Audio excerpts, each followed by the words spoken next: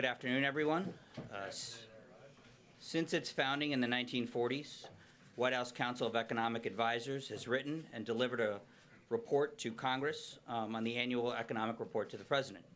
The 2018 report, which was delivered yesterday, covers the President's economic successes to date and our agenda going forward. To dig into the details, we have with us today Kevin Hassett, the Chairman of the Council of Economic Advisors. Kevin will make a brief statement and answer your questions on the economic report. Then I'll be back to take your questions on the news of the day. So with that, I'll give it to Kevin. Thanks a lot, Raj. And it's kind of a dark, dreary day, and I heard the White House press corps was a little bit depressed, and so I said, well, let's do some economics and cheer everybody up.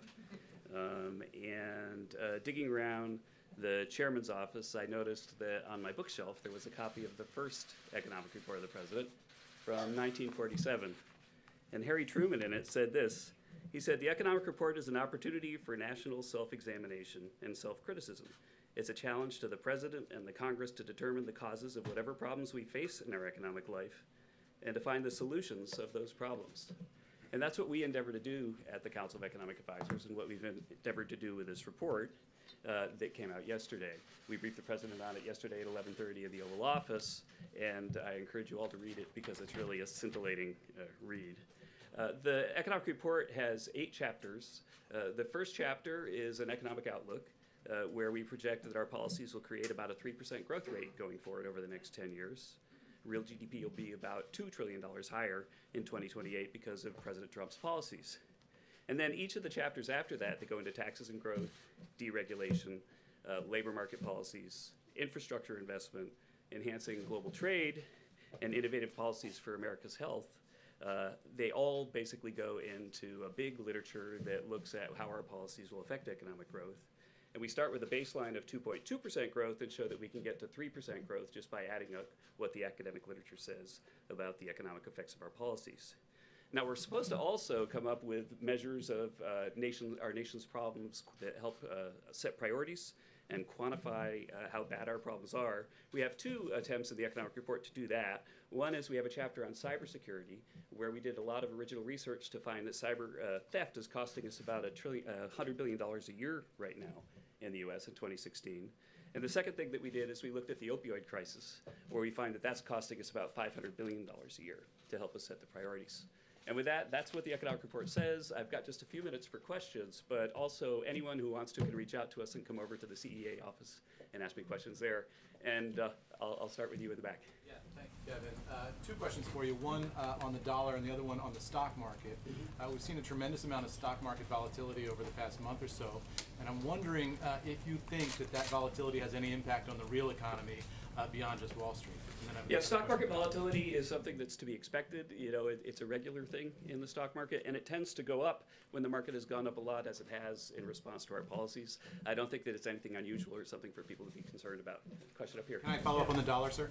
Oh, the dollar. Secretary Mnuchin has spoken a lot about the dollar, and the dollar policy has not changed in this administration. About whether the United States still has a strong dollar policy, Sure. Because there have been some comments that suggest that maybe the United States wants to... Secretary Mnuchin is in charge of communications about the dollar policy. Right here. You guess some of the critics who say that the economic policies of this president may lead to greater inflation.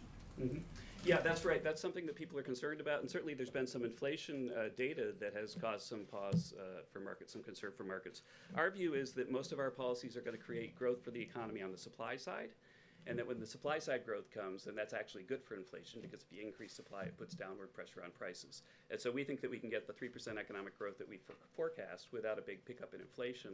In fact, at the CEA, when we model this, we get forward interest rates that are about what the Fed forward guidance is right now. But you cut the, I'm sorry, but you cut taxes, which they, and to stoke, and that's the concern, is that that will stoke the fire for inflation. Yeah, thanks for the question. Well, if you cut the marginal tax rate on investment, then what happens is you get more capital spending, and that increases supply. If we were to do something like have a big cash for clunker program like we did 8 years ago, that would increase demand and cause inflation. Over here in the front, John. Just a question on the stock market as an indicator. The president has often pointed to the rising stock market as evidence of the success of his economic policies and the strength of the economy. If the stock market goes down, should we conclude the reverse? Should we conclude that the president's economic policies are failing and that the economy is not healthy? The stock market is a great forward-looking indicator because the value of the firm is basically the market's assessment of the present value of future earnings after tax or free cash flow.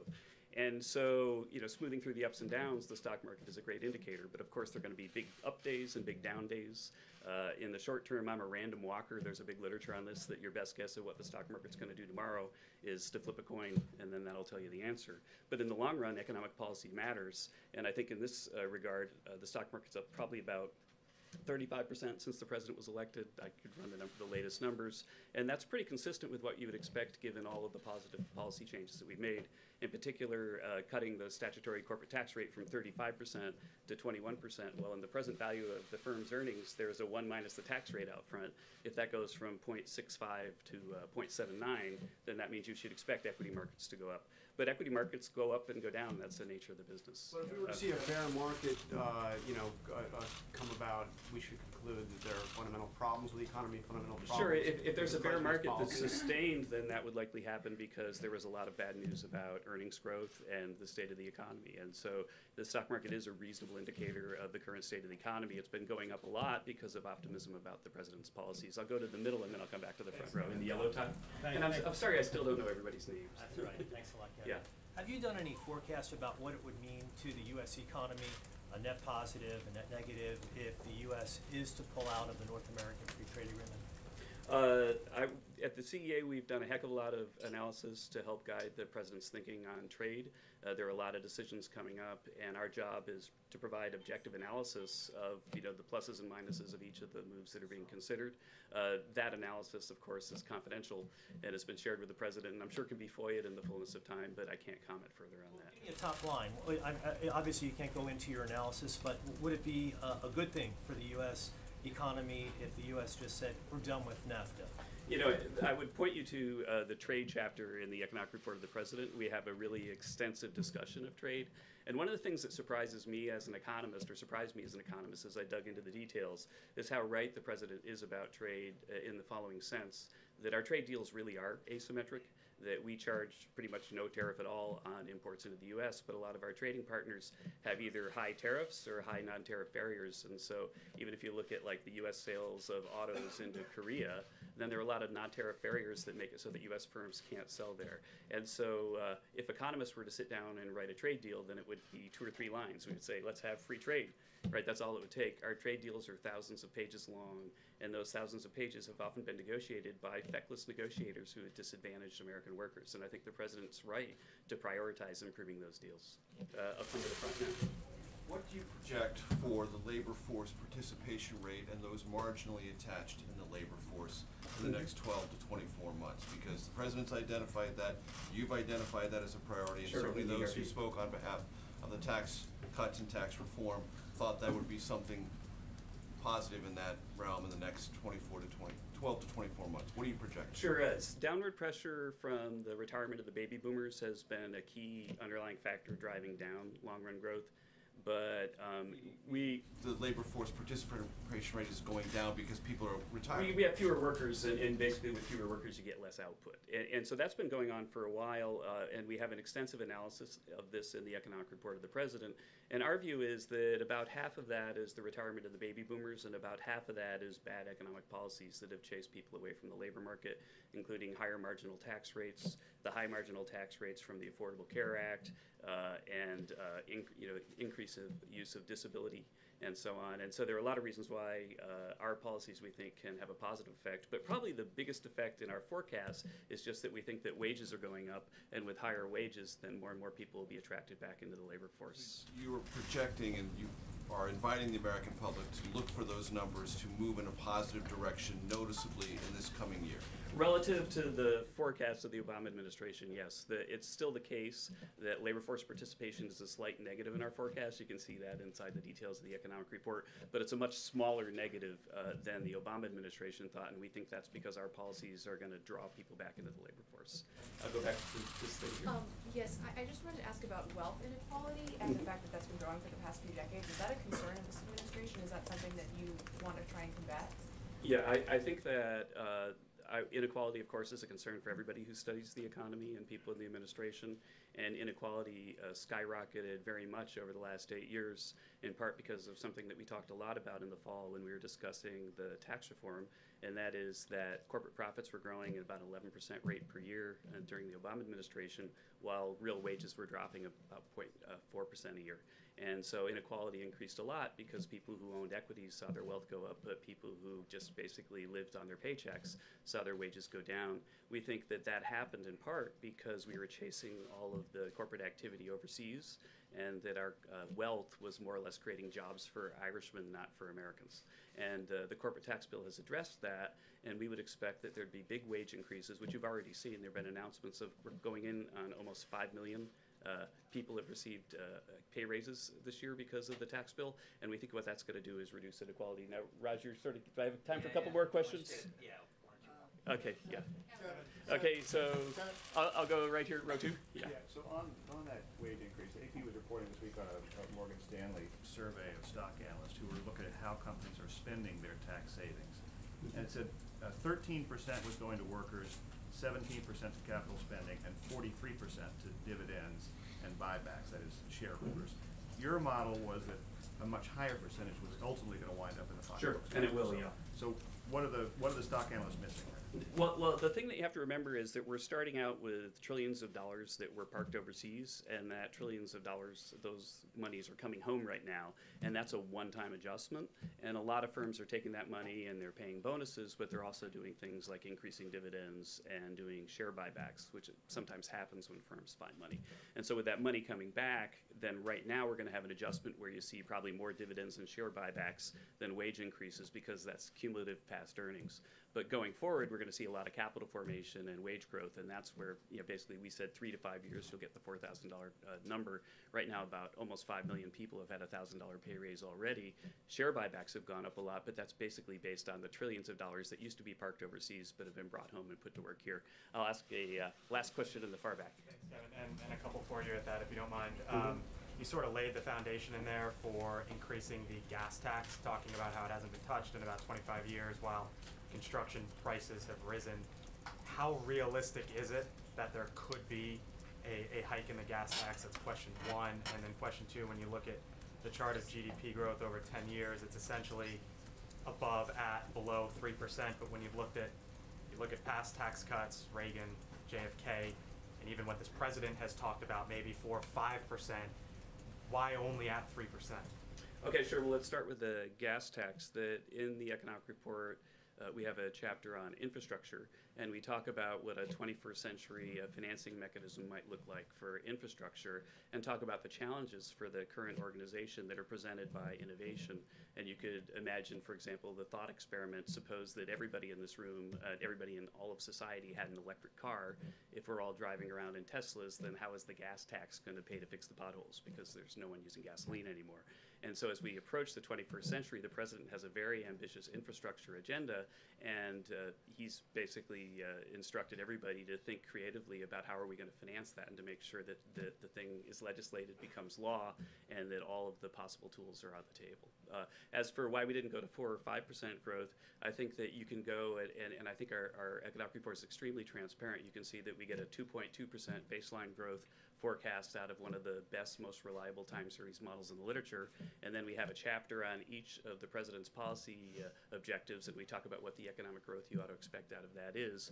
That gets us up to 3.2%, 3% on average over 10 years. And that's all really based on very hard science. We have more than 50 pages of academic references in the back where those numbers come from. If those numbers had led us to 5%, then we would have been at 5%. Let me close though by putting that in perspective. The median forecast for economic reports of the president, going back to this one, is that economic growth would be about 3.2%. And so we're a little bit below the median. The economic growth forecast for the Obama administration in the first 4 years was that it would be about 3.2%. They were right on the median that we inherited all the way back from Harry Truman. But then what happened was at the end of their administration, because we kept having low growth years after low growth years, they on average overestimated growth over those 8 years by 1.2%. Then they finally came up with a story for why we should expect low growth forever. We at the CEA and in this White House don't accept that there's a new normal. We think that if you read the economic report of the president, you're going to see that there's a very strong case to be made that we can just go back to normal and stop modifying the word normal when we think about the economy. Should we not expect potentially 4% growth or higher at some point down the line? Is that aggressive? The president and I have talked about this, and it's one of those things about if you think about what a 3% year looks like, a 3% year is never 3, 3, 3, 3, 3. A 3% year is 4, 2, 4, 2. And so I think that the odds over the next few years having some quarters where we have growth that's in excess of 3 are probably pretty high given the very ambitious policy agenda that's already partially enacted. And with that, I guess Raj has told me I have to go, and thank you so much for your attention. It's an honor to be here again. There's no fear you have at all of a recession anywhere in the foreseeable future. Oh, I think economists are always attentive to developments and wary of exogenous factors that we can't anticipate. I think the unconditional odds of recession are something that people who study this, like Jim Stock at Harvard, talk about. But right now, there's so much momentum in this economy that we're heading into Q1 with 3 quarters in a row that average about 3%. Our models suggest that the first quarter should be a little bit above that because there was an inventory drag in the fourth quarter that should offset in Q1. And so right now, we're looking at an economy that's about as solid and as good as we've seen since before the financial crisis. Thank you very much. No inflation. Thank you. Thanks, Kevin. Moving on, as you all saw yesterday, the president hosted an extraordinary listening session with students, teachers, and families impacted by school shootings. It was an emotionally, incredibly constructive conversation. It included many perspectives and very different opinions. And it focused on solutions, which is exactly what the president's looking for. As the president tweeted yesterday, I'll always remember the time I spent today with courageous students, teachers, and families. So much love in the midst of so much pain. We must not let them down. We must keep our children safe. Today, that conversation continued with local leaders. The president knows the best ideas usually come from the local level and not from Washington, D.C., and that's certainly the case here. Next week, the president will welcome governors to the White House, and the top issue will be school safety. I'd like to quickly follow up on a question I got from April Ryan last week. She asked about the Violence Against Women Office in the Department of Justice. The president's proposed budget for fiscal year 2019 does increase funding for the Office for Violence Against Women by over $3 million. Our goal is to ensure this funding has a maximum impact, providing support and assistance to survivors in combating domestic and dating violence, stalking, and sexual assault. Finally, 2 quick things I'd like to point out before taking your questions.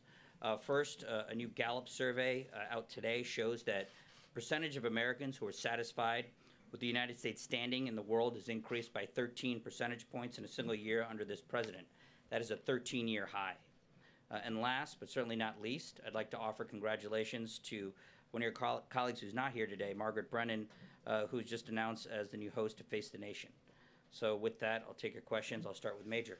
Thank you, Raj. Would you summarize for us what the president intends to do in terms of legislation he will propose to Congress on guns? He raised a lot of issues yesterday. He raised them again today in the second listening session.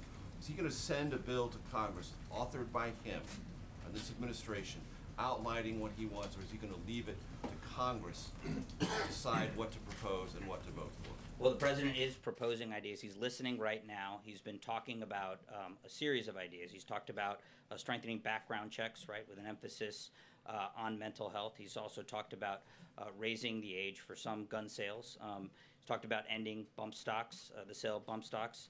And, there's also state laws that have been on the books and that we're continuing to look at. So right now we're in a listening phase. I wouldn't say that we are or aren't going to propose something that is as specific as legislative language, but he's going to come forward later on with something a little bit more concrete. For example, on bump stocks or any of these questions, the best way to approach it is to have Congress write the law and for him to sign it, because he's been pretty specific and consistent on that point.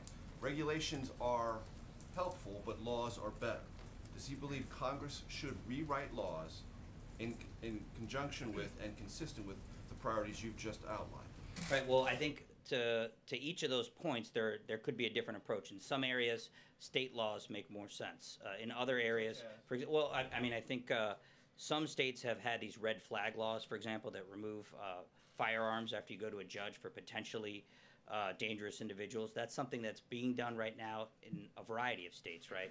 They have due process rights for these individuals. It seems to be working in certain areas. That's something that we're looking at, and other places are looking at. Look at that federally. Right now, that's not under consideration, but that doesn't mean it can't be. I think what we want to say, though, is that on the issue of bump stocks that you outlined, he's already ordered the Department of Justice to look at. That also. Sure, but I think that right now he's ordered the Department of Justice to take action, and I think that we're going to see exactly the rule that might be proposed by the ATF and the DOJ on bump stocks.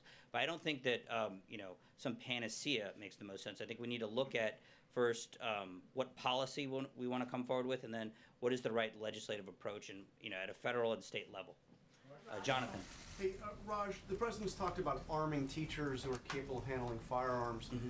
There are 3.5 million teachers roughly in the United States. He said it would be about 20%. That's 700,000 teachers. How would the president propose arming 700,000 teachers?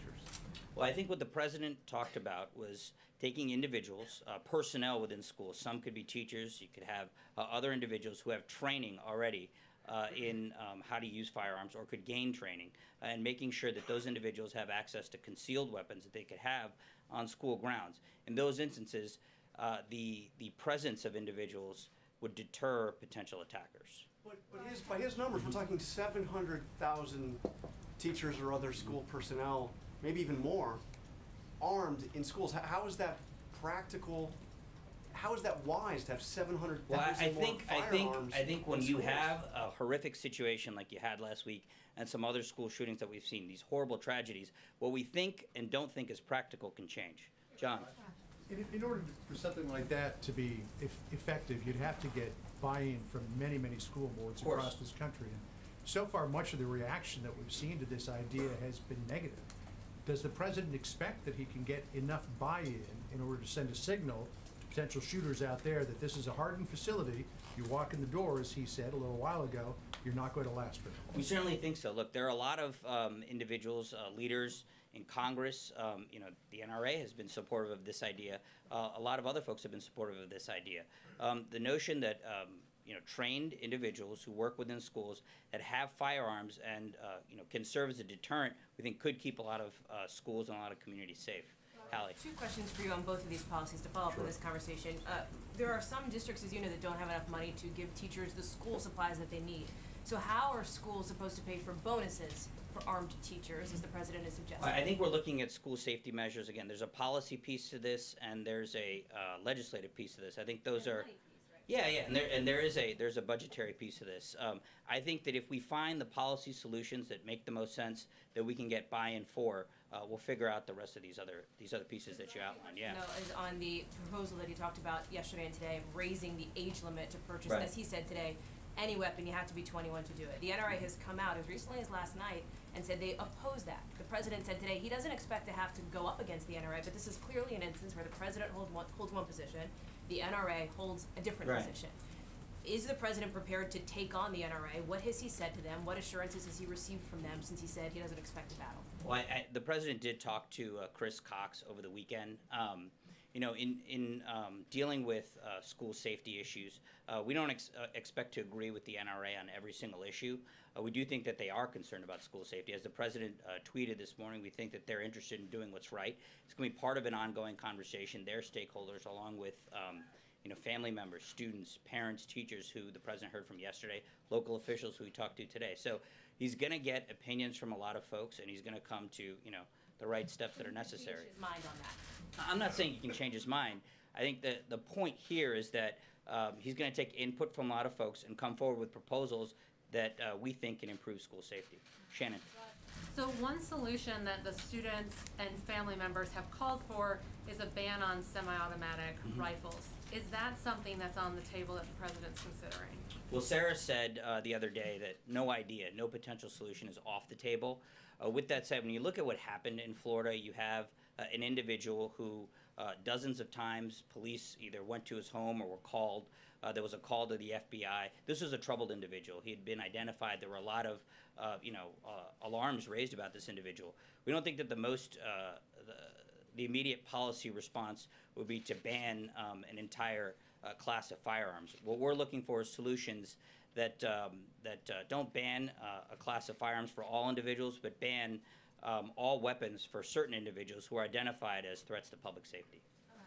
The president had said before, he wrote in his book in 2000 that he was for the assault weapons ban. Is there something that's changed his thinking in that time, or can you? Yeah, I mean, he campaigned for president and was opposed to the assault weapons ban, and his position hasn't changed on that. Jackie. Raj, I want to ask you about the rule finalized by the Obama administration that President Trump reversed last February, which would have allowed the Social Security Administration to provide information to the gun background check system of people with mental disabilities. CBS News has asked the White House on 15 separate occasions for a participant list of the bill signing, which you guys normally release along with a picture. Is there a reason that you guys aren't releasing this photo if the president, as he professed today, is proud to work so closely with the NRA? And if not, why not? Well, I don't know. You hadn't asked me about it, and if you have, I apologize if I haven't gotten back to you, and I don't know if there's a photo, but I will get back to you. On the rule that you're talking about, the Social Security Administration's regulation under the previous administration that blocked gun purchases was opposed by folks on both sides of the aisle, including the ACLU. We need actual solutions that will secure our schools and prevent future shootings. We don't think that taking away Second Amendment rights from people who essentially have trouble with their checkbooks is the right solution. And then I just want to follow up. You've been saying the president's doing a lot of listening. Did he watch the CNN town hall last night, and why didn't he attend in person and listen in person himself? I didn't ask him about that. Julie. Hi. How many White House officials are in danger of losing their security clearances under General Kelly's plan tomorrow? I can't get into the specifics regarding individual security clearances or numbers or kind of what you're asking me, but I can say, the memo did outline a series of reforms that, in the wake of the situation involving Rob Porter, that we can do to ensure that the security clearance process is tightened up, interim clearances are tightened up. That's actually some of these things the Chief of Staff had taken action on months ago, but these are steps that are going to apply to all White House officials. You can't give us even numbers, though, when it goes into effect tomorrow? No, I can't why get not? into it. Why couldn't we at least evaluate, and the public evaluate, how meaningful this change has been? Again, the memo outlines in pretty specific detail how the security clearance process is going to work moving forward and how it's implemented on Friday, and beyond that I can't go further. Non-nuclear. Pamela. You keep saying that you're in the phase of listening to people's ideas, but just specifically, how can you assure the American people that these ideas will turn into concrete action? Well, I think the president already has them. You saw him for nearly an hour yesterday listen to individuals and take in quite a bit of input from, from people who are frustrated, who are struggling, who are angry. A lot of people, it was very raw, it was very emotional, it was very real. I can tell you it's impacting him. I can tell you that he is listening. And again, the policies that he's beginning to talk about, background checks for one, mental illness and specific measures that we can look at to improve the background check process by looking at mental illness is another. Again, the age 21 piece of this. So there are a number of things that he is considering and talking to family members, talking to local officials, talking to many others. It is impacting some of his thinking. Sure that action will be taken. Well, I mean, look, as I said, as I told Major, right now we're in a listening phase. There's a policy process. Eventually there'll be a legislative process. And is he willing to go against the NRA ultimately, because the NRA is standing firm that it does not support age limits for semi-automatic rifles? Is the president willing to stick with his? Sure, he's willing to do what's right to ensure we have safe schools. Yeah. So when the president talks about comprehensive background checks, can you tell me exactly what he means by that?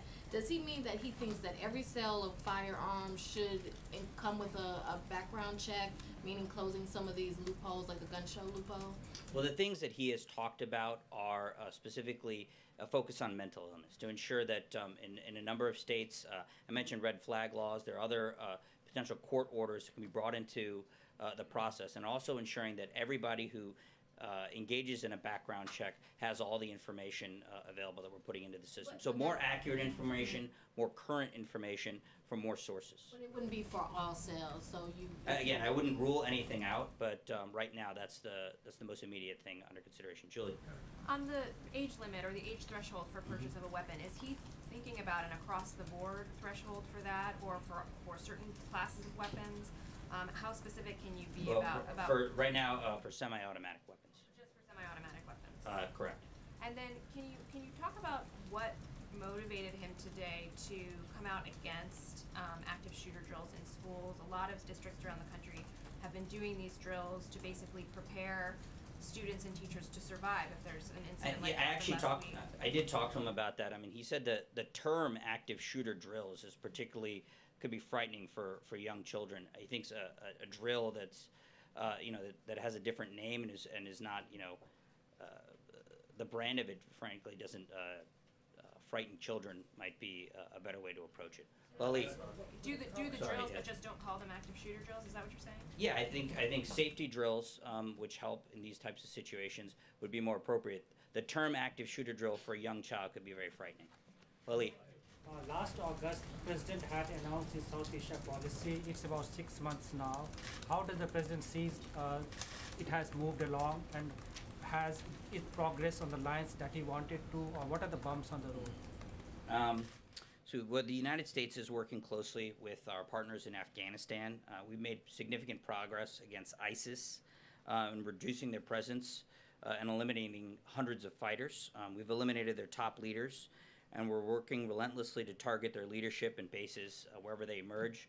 I know that we have restored some clarity in our relationship with Pakistan. For the first time, we're holding Pakistan accountable for its actions. We've seen modest progress in terms of Pakistan's actual acknowledgement of these concerns, but the President is not satisfied with progress when it comes to Pakistan. John. Thanks a lot, Ron. Are there any proposals or initiatives the President is considering that he could implement by executive order as it relates to the mass shootings that we've seen across our country over the last few years? Well, he did sign a presidential memorandum earlier this week, specifically on bump stocks, ordering the Attorney General to expedite the ongoing review that's been happening at the Bureau of Alcohol and Tobacco and Firearms. That's it? Yeah.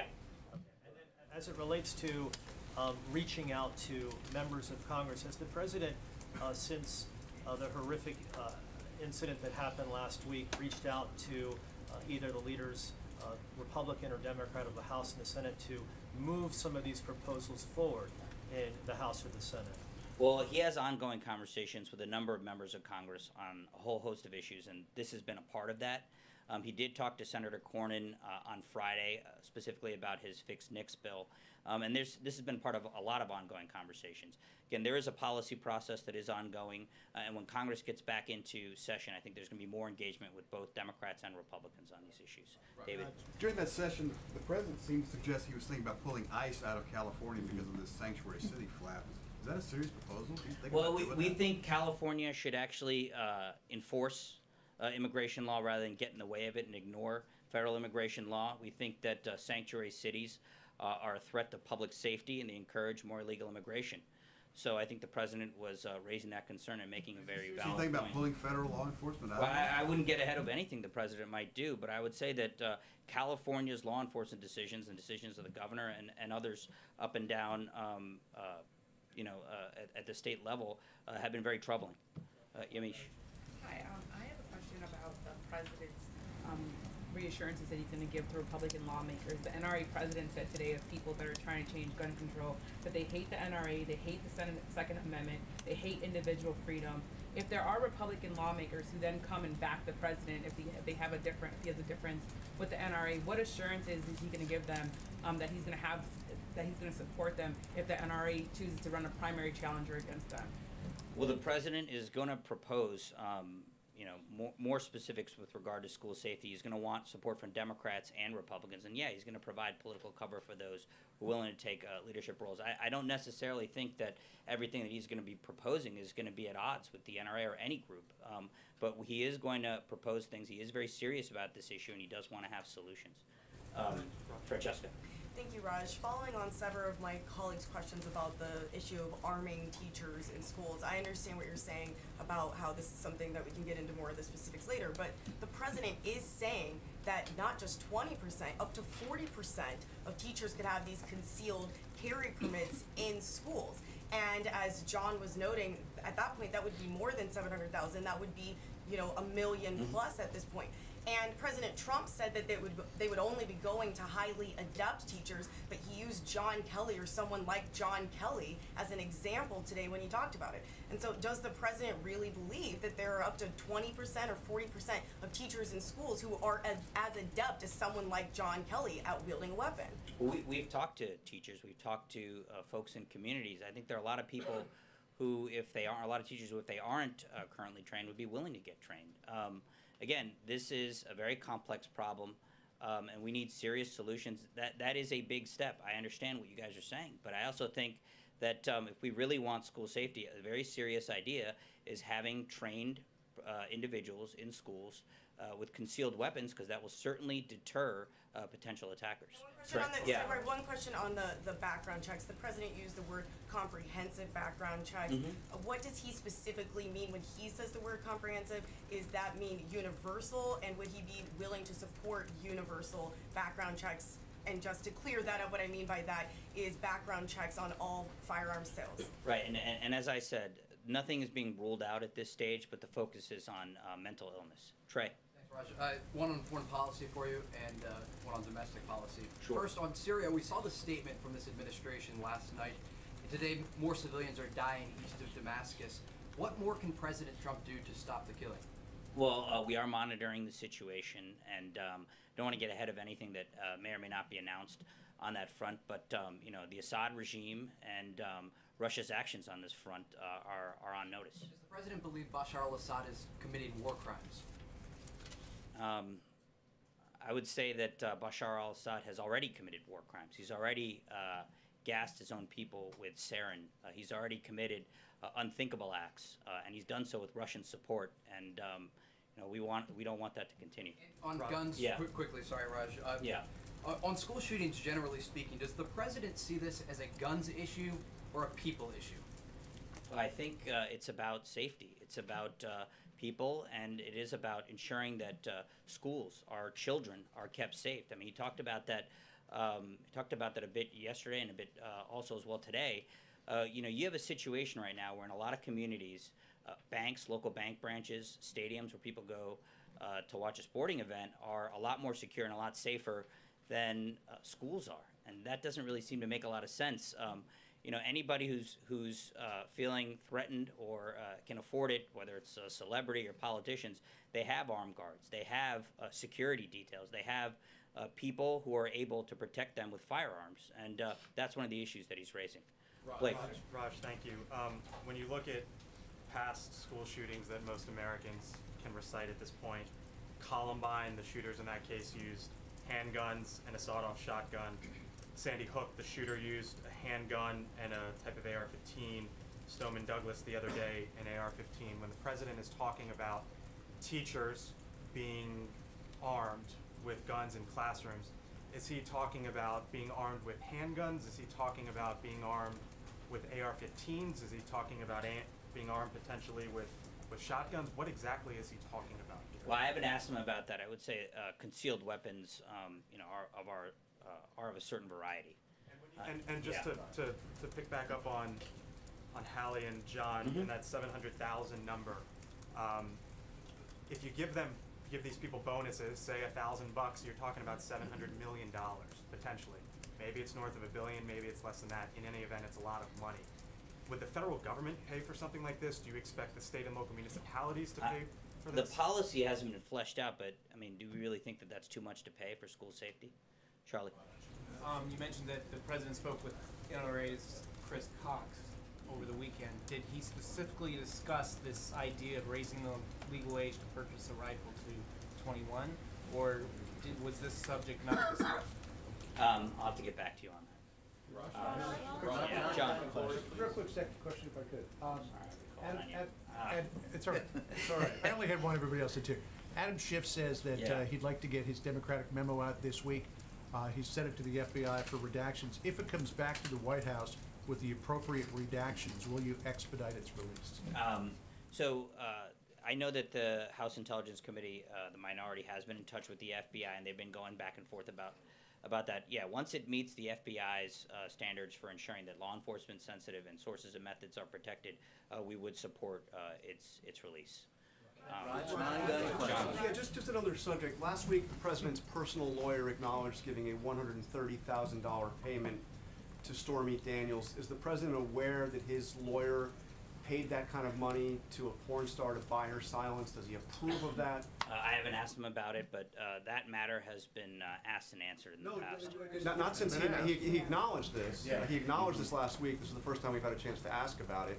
So can you go back and we find out if the president approves of the fact? Yeah, I haven't asked him about that. Will you ask him about that? I haven't asked him about it. But will you ask him about it, Rob? I'll get back to you. Ken. Police in Israel said last week that they have sufficient evidence to charge Prime Minister Netanyahu with bribery charges. Does the president believe that the Prime Minister is innocent, and does he have any concern that this legal issue could affect the peace process? Well, that's an internal Israeli matter, and I'm not going to comment on it.